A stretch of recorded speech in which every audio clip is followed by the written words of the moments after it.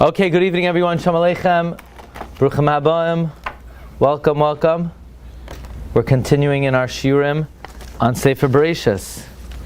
The shiurim on Sefer Bereshis are graciously sponsored by our dear friends Dr. Zakheim Umeshpachta Le'iloi Nishmas, Rav Shlomo Eliezer ben Rav Yaakov Zakheim, and Le'iloi Nishmas, Dr. Zakheim's mother Rivka Bas Tovia Halevi, Began Eden Teimenu Chasam. They should be Melitza Yisharm for the whole family.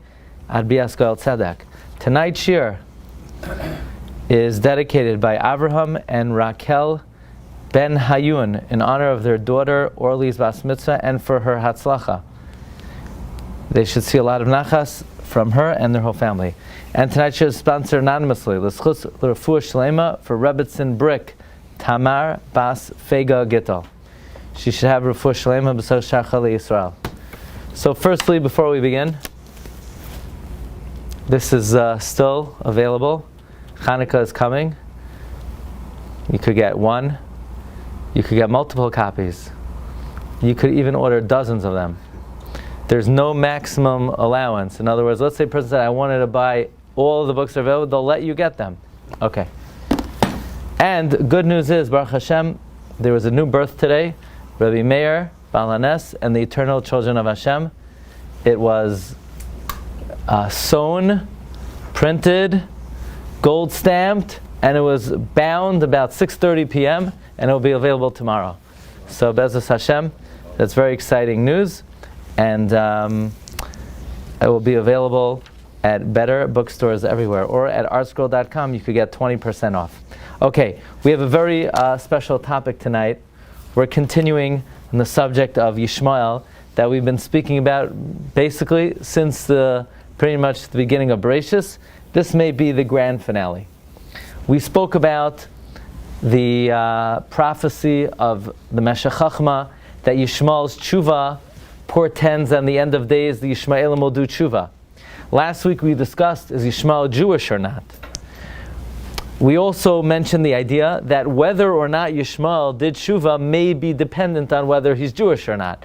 In other words, there's an idea that only a Jew is able to do tshuva. So if Yishmael was Jewish, that perhaps allowed him to do tshuva. But if Hagar never converted and Yishmael was not Jewish, maybe he didn't do tshuva. And then in the end of days, Yishmael won't do tshuva. So we offered this mahalach that possibly in the end of days there'll be two paths open to the Yishmaelim.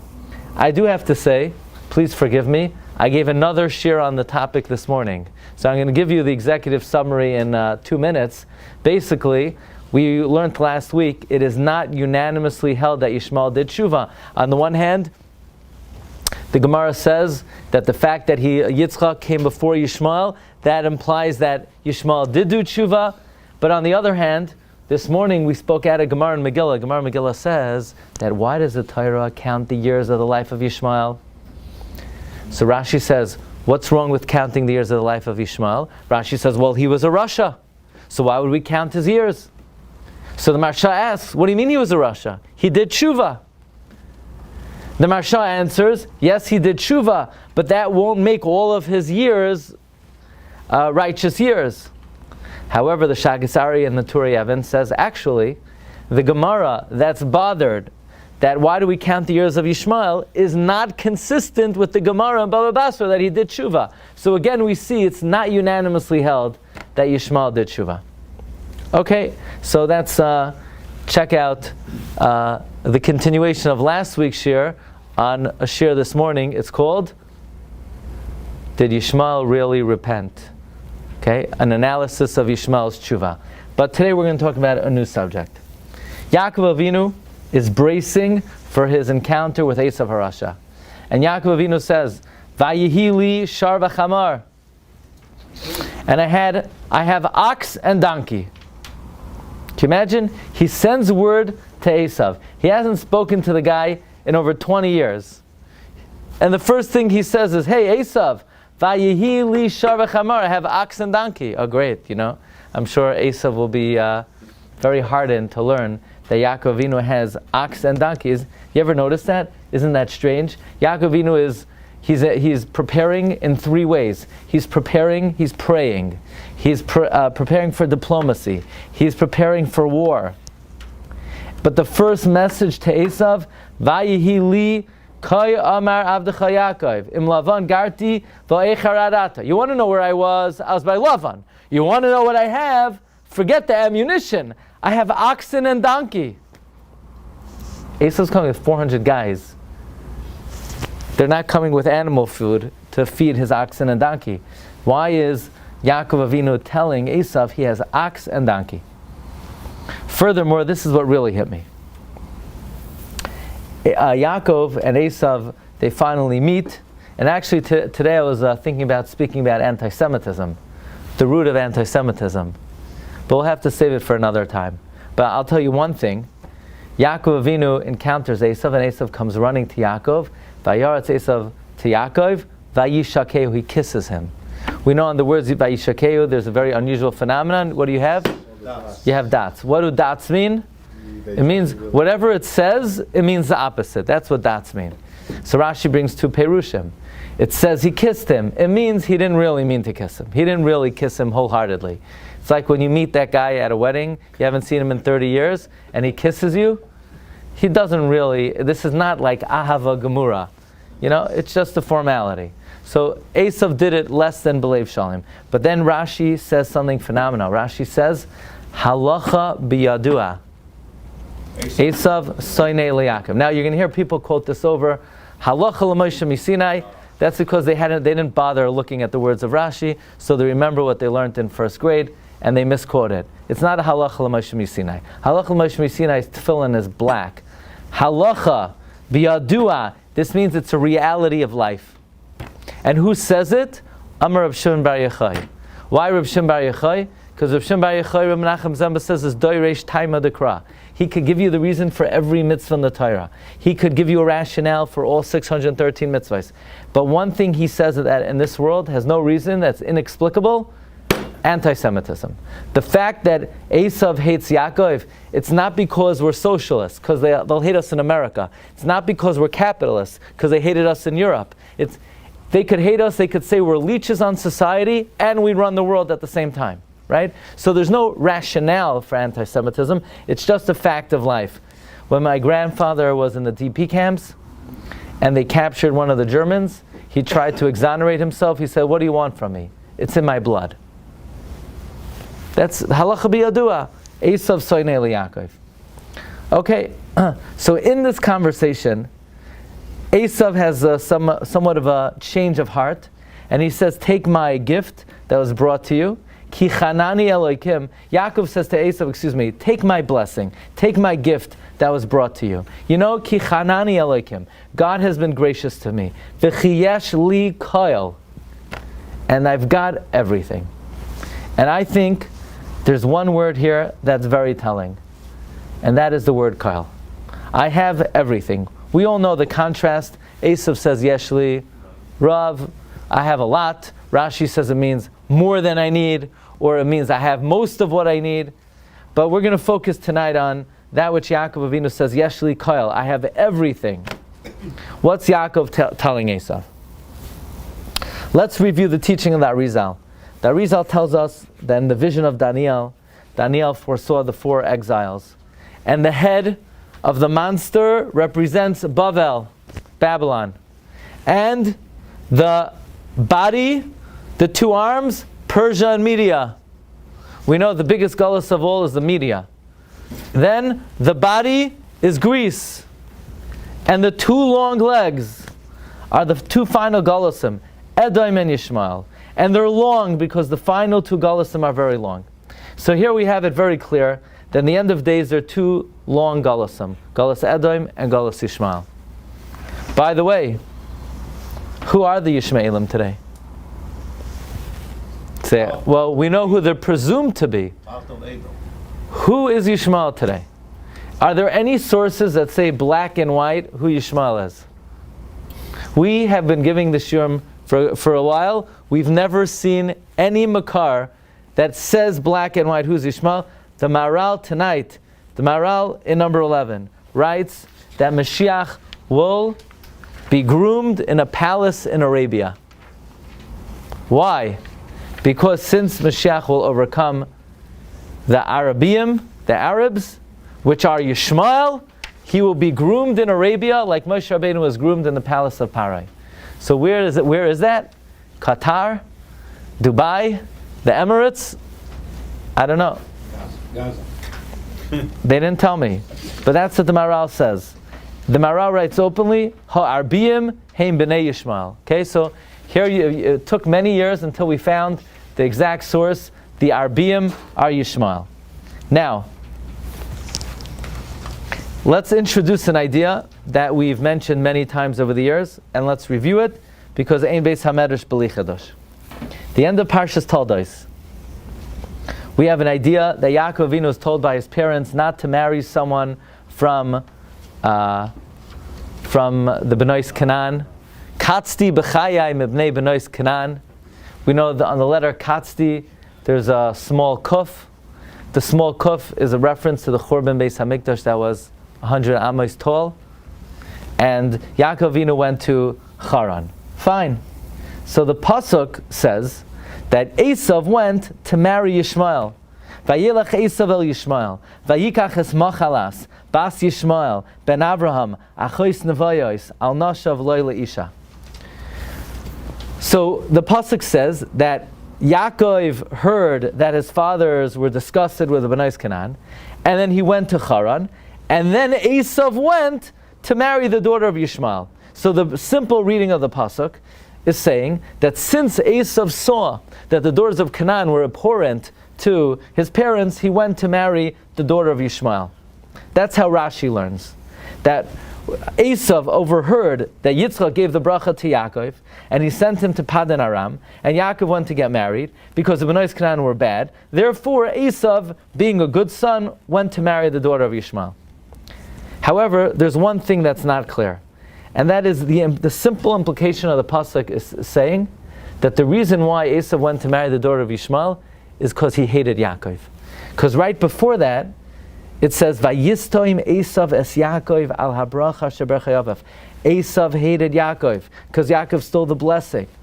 And then, therefore, Esav went to marry the daughter of Yishmael. It almost sounds like this union of Esav and Yishmael was an act predicated upon Esav's hatred for Yaakov. So we learned a number of times the amazing revelation of the Gra. The Gra wrote a commentary on the Safra Tzniusa, and the Gra says, indeed, because Esav hated Yaakov, he went to marry the daughter of Yishmael. Because the Gra reveals an amazing revelation. And this revelation, it's going... Already, some of the Bnei Esav and the Bnei Yishmael were passing it around. But the Gra says that we know that you're not allowed to plow with an ox and a donkey together. Raise your hand if you have an ox in your house. David? Come on. What? Are you allowed to plant with an ox and a donkey together? So we know that it's klayim. But what's wrong with plowing with an ox and a donkey together? What's wrong? You put an ox, you tie it to a donkey, and you plow. You could still be a good guy. You could still eat gefilte fish. You could still eat herring. You could still eat matzah balls. You could still have cholent. You're a good Jew.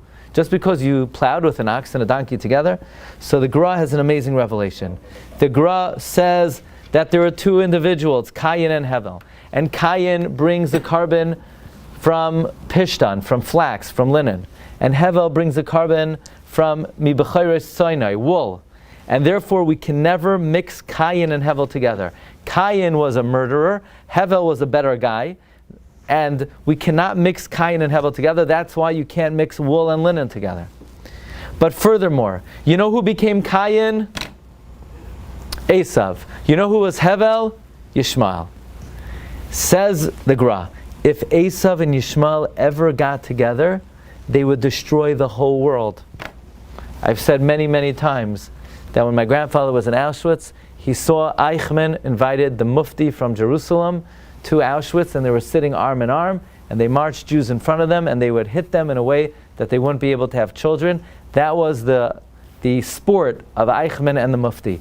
If you want to know what a world looks like when Esav and Yishmael get together, Auschwitz. That's what a world looks like when Esav and Yishmael get together. You want to know what a world looks when you see, the President of the United States and Arafat shaking hands? watch out. That's an epic disaster. So the Gra, this is the revelation of the Gra. And I actually found it in my grandfather's memoirs, Al HaTorah. He wrote, when he saw the Mufti come to Eichmann, it was a fulfillment of Vayelech Esav El Yishmael. Okay, but then the Gra takes us further. By the way, many people have asked me over the years, what happened when Esav married the daughter of Yishmael? God had to come and sterilize the union so nothing should come from it. I don't quite know what that means. Maybe someone out there could explain that. But that's what the Vilna Gaon writes. That Hashem came, He was Mesares the Zachar. Says the Gra, you ready for this? Because Esav hated Yaakov, and he wanted to destroy Yaakov. So, you know what he did? He went and he married the daughter of Yishmael to create a union that Yaakov Avinu would never be able to counteract. So because Vayistoim Esav as Yaakov, therefore Vayelech Esav el Yishmael. By the way, so far everything we said was last year's share. So Esav But stay. Had kids with the Yishmael's daughter? I don't know. It says Ve'esav Ratzul es Davig im Yishmael lo lahachrev es ha'olam. And the Gra goes on to say Hashem was Mesares the Zachar. I don't know. Okay. By the way, the Yalkut Shimoini says in Lech Lecha that if you look in the Bris Bein HaBesarim, we know that Esav is compared to a female calf, and Yishmael is compared to a male calf. Okay, that's a little bit of a different analogy. Basically, says the Medrash, Oy la'aretz k'sheyitzamed shar zachar manakeva. The Medrash seems to say what the Gra says, that if Esav and Yishmael ever got together, they would destroy the world. Okay, so the words of the Gra are based on the Medrash and are very explicit in the Zohar HaKadosh. The Zohar HaKadosh says on the pasuk Meshalchei Regel Hashar v'Hachamar, the Zohar says that Lavan really wanted to make a union of Esav and Yishmael and destroy Yaakov. This is what it means, Bikesh Lavan Lakar es HaKoil. Says the Zohar, Amar Rabbi Abba, Kad Mezdavgi Kechada Lo Yachli B'nei Alma Lamekam Behu V'al Daksiv Lo Sachroish B'shar U'B'chamar Yachtav V'chad Mezdavgi Kechada, when they joined together, Lo Yachlin Lamekam Behu. Now, Esav is the shar. Yishmael is the chamar. What do you get when an ox marries a donkey? Imagine you went to a chasana, and walking down the aisle is a shar. Obviously, the father and the mother on the sides, they're holding candles. Everyone stands up, and they stop schmoozing for a minute. They take out their phones and they take pictures, and then followed by a chamar. Then, later on, after the chuppah, they go and they're mizdaveg. What do they produce? The Zohar HaKadosh says, you know what, a shar and a chamar, we would say they can't produce anything. The Zohar says they produce a dog, a kelev. And the dog seems to be a malek. Okay, but that's beyond the scope of this year. We actually spoke about it many, many years ago. And it's on the shir about the union of Haman and Achashverosh, and we're not going to get into that further tonight. But now we're coming back to the ranch. In Slichos we have a very beautiful tefillah. We say Kale Seir v'Choisnai. Who's Seir? Esav. Who's Choisnai? Who's the shver? Yishmael. We say Kale Seir v'Choisnai. Destroy Esav and his shver. Okay, that's our tefillah. Destroy Esav and the father-in-law. And when that happens, v'yalu l'tzion Moshiim. Then v'alu Moshiim l'har tzion l'shpedes har Esav v'hoisal Hashem hamelucha.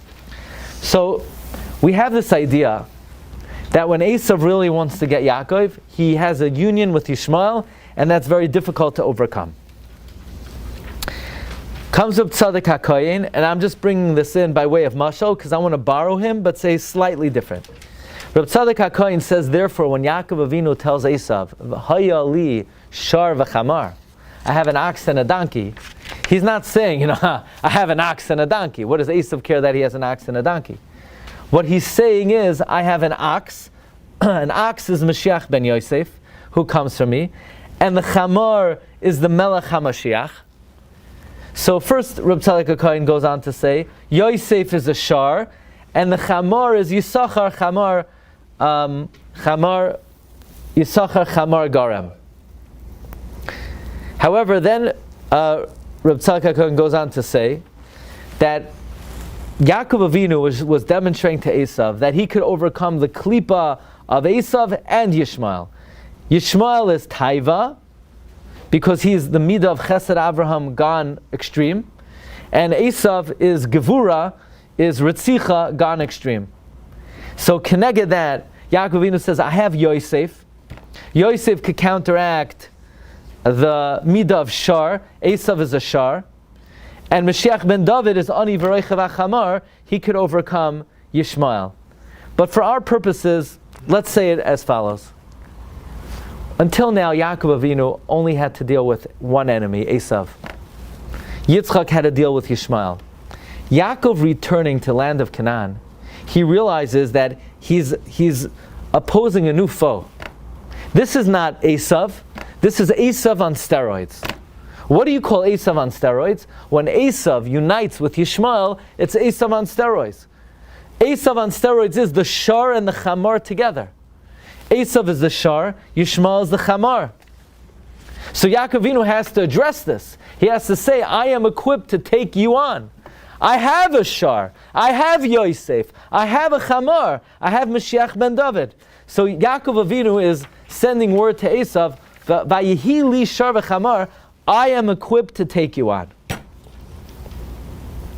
But let's take this even further. Did Esav understand what he said?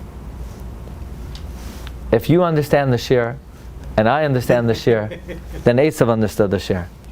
If Esav, I heard from Rav Miller, if Esav would walk in the room today, everyone would stand up for him.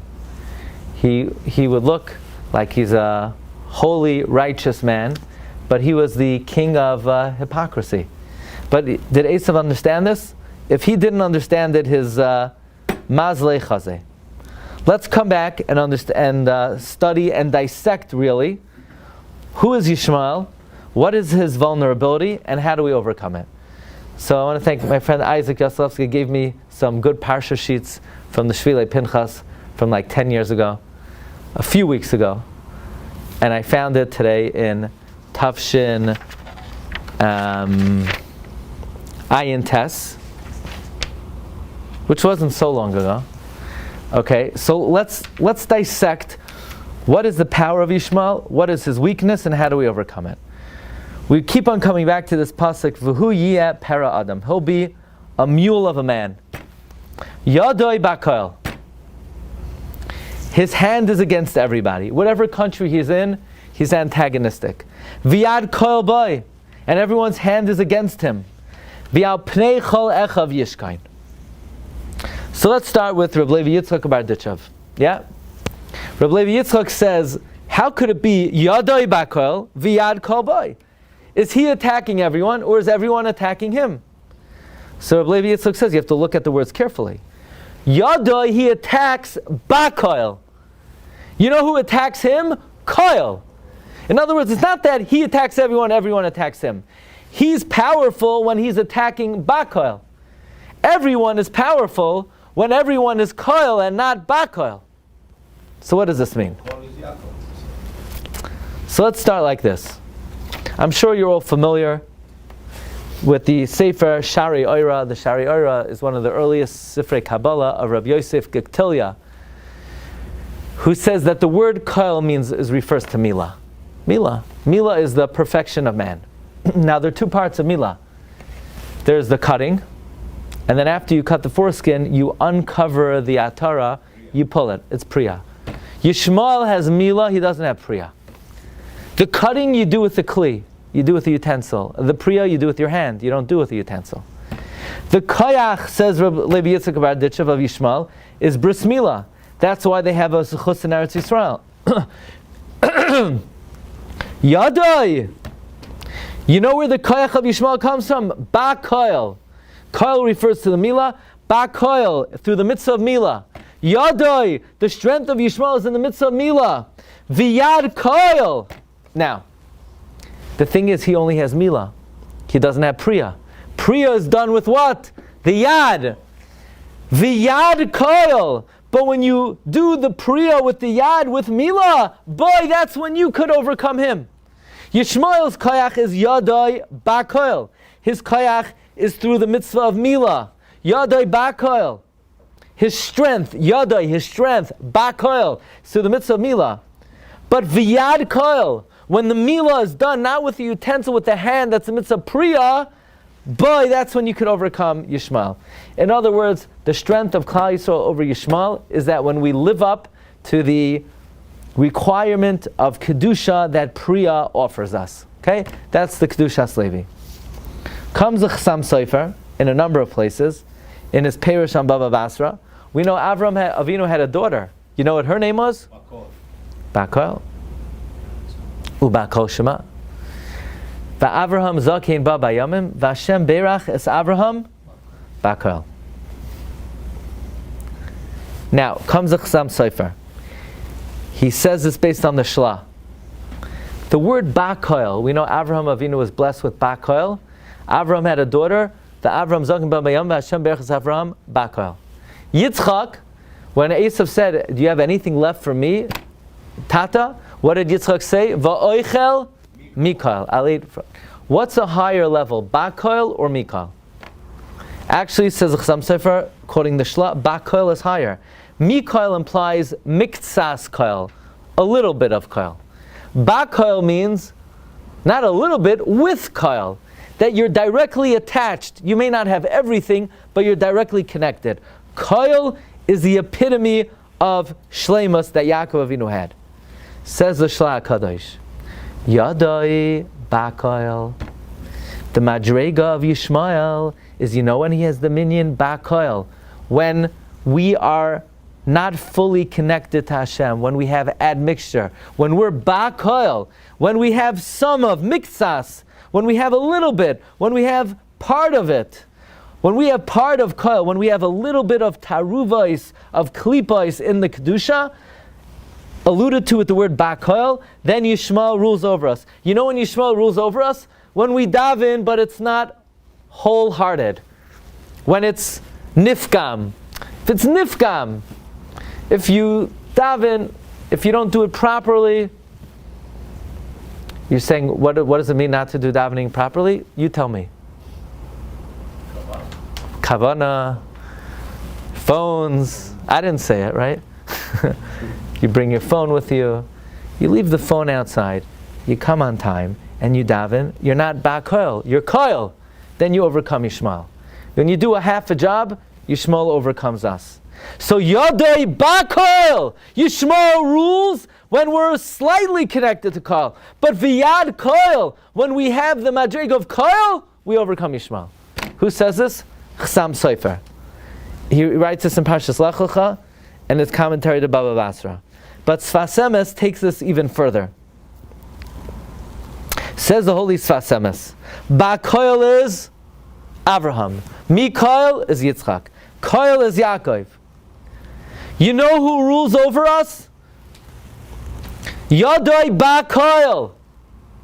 Yishmael is the son of Avraham. So when we're only on the madrig of Avraham, Yishmael rules over us. But when we're on the madrig of Yaakov, which is Koil, we rule over him. Yadai Bakoil. He rules over us when he's connected to when we're only connected to Avraham. Says the Sfas Emes, V'zeh shekasav b'Yishmael, Yadai Bakoil. He had a chelek of the midah of Avraham, but v'yad koil boy, the midah of Yaakov rules over him. So in other words, Yaakov Avinu has in him the ingredients to overcome Yishmael. And really he has the ingredients to overcome the combination of Esav and Yishmael. So Yishmael overcomes Klal Yisrael being connected merely to Avraham. But when we're on the madrega of Koil, then we can even overcome Esav. Yaakov's madrega we could overcome Yishmael. Yaakov's madrega of Koil is Yad Koil Boy. Says the Sfas Emes, that's why the pasuk says, Vayitain as kol asher loy liYitzchak. He gave everything to Yitzchak. Meaning he gave Yitzchak the koil that he had, which was bakoil. So, I would humbly suggest as follows. Here's the storyline. There's a man by the name of Yishmael. Yitzchak tries to overcome Yishmael. There's a man by the name of Esav. Yaakov overcomes Esav. So now Esav has an Einfal. What's the Einfal of Esav? Esav's Einfal is, Yishmael couldn't overcome Yitzchak. I can't overcome Yaakov. He duped me out of the blessings. He duped me out of the birthright. But maybe if I join forces with Yishmael, Vayistoim Esav Yishmael, maybe the combination of the two, I'll be able to overcome Yaakov. So Yaakov first sends a message to Esav. Listen, Esav, you think because you're shar and chamar, you could overcome me? Vayihi li shar v'chamar. I also have shar v'chamar. By the way, I saw this morning another amazing remez, which substantiates the Chassam Sofer and the Sfas Emes from Reb Meir Mazuz.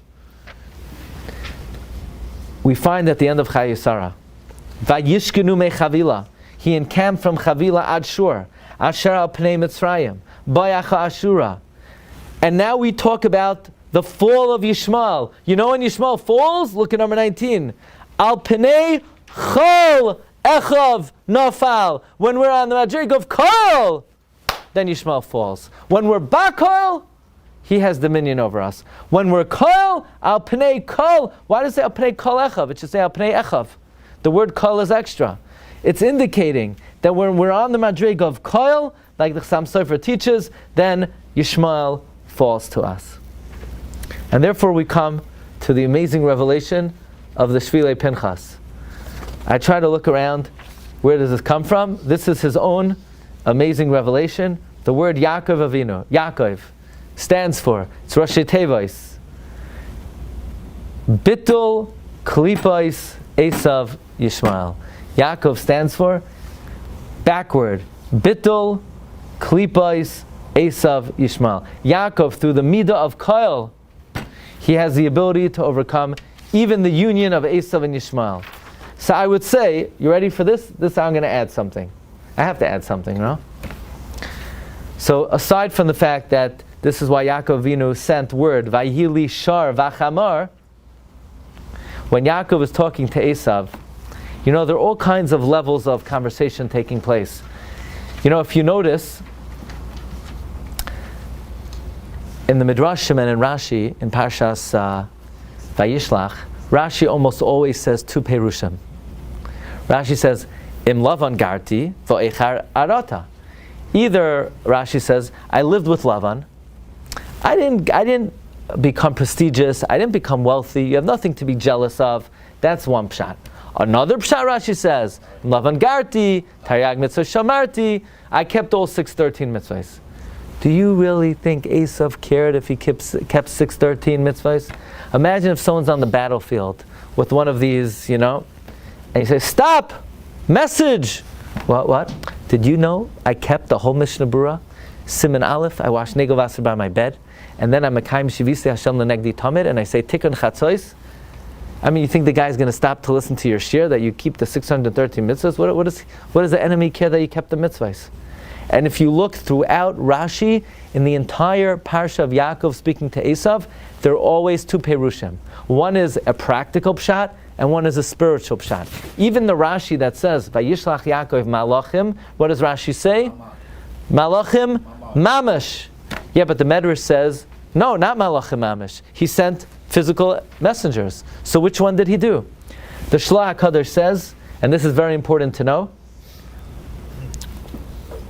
that everything in this world, before it happens down here in this world, happens up in Shamayim.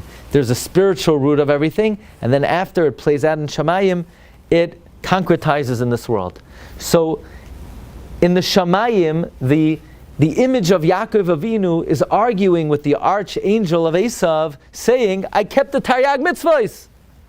That's an argument that in Shamayim, you know, it resonates, that carries weight. But then down here in this world, Yaakov says, look, Esav, you have nothing to be jealous of. The brachas of my father never came to fruition. So one of the Perushim, the practical pshat of Rashi, is addressing the earthly dispute between Yaakov and Esav, and the spiritual pshat of Rashi is addressing the heavenly dispute between Yaakov and Esav. It comes out, you want to hear something amazing, and this is, it's kedai to bear this in mind. You know, there's a lot of discussion. Should we pray? Should we rally? Should we... And I leave that to people much bigger than myself. But one thing's for sure, Yaakov Avinu did both. And the Ramban says we learn from Yaakov that you can rely on your zechus and only daven. That's what the Ramban says, the whole purpose of Parashat Vayishlach is. So, but I'm not commenting on the ramifications of that. But I'm also want to mention that when the angel of Esav wrestles with Yaakov, he says, now your name is Yisrael. Why? Ki sarisa im Elokim v'im anashim vatuchal. You wrestled with God, with an angel, and with men, and you won. Says Rashi, who are the men? Lavan and Esav. We mean Lavan and Esav. Lavan and Esav? Yaakov Avinu never met Esav yet. He's wrestling with the archangel of Esav. He didn't meet Esav yet. How could the angel say that you strove with Lavan and Esav and you won? Yaakov didn't meet Esav yet. Says the Brisker Rav, of course he met Esav. He met the angel of Esav.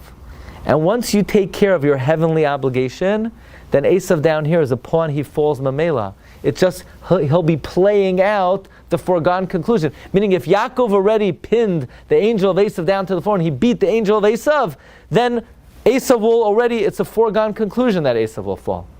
So the idea the Brisker Rav was bringing out is whatever level hishtadlus you need to do, once you take care of your heavenly activities, the earthly ramifications are foregone conclusion. Okay. But here's the grand finale. So Yaakov is speaking to Esav, and we know then, according to the Shla, every word Yaakov says to Esav is like a double entendre. He's speaking to the angel on high, and he's speaking to Esav. He says, Kach na es berchasi. Take my blessing, take my gift. Asher hu vaslach. Ki chanani Elokim. V'chi yesh li kol. So we know what it means in the physical world. Yesh li kol means, I don't need it. I have everything. You take it. But based on everything we're learning, it's clear what Yaakov Avinu is telling Esav. Esav, I know why you're coming now. You just created a union with Yishmael. You think by uniting with Yishmael, you could overcome me? No. Even though if Esav and Yishmael come together, they could destroy the world. That is, if we don't have the koyach of Yaakov. But Yaakov has the power of koil. And Yad Koil Boy.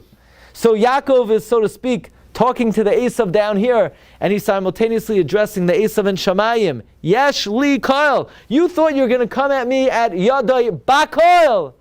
I come back at you with Yesh li Koil v'Yad Koil Boy. And if Yad Koil Boy, then we apply what it says at the end of Chayisara, Al Pnei Kol Echav Nafal. That's what I got for you tonight, Rabbi Sai. Have a wonderful night. Baruch Tiyah. What do I say?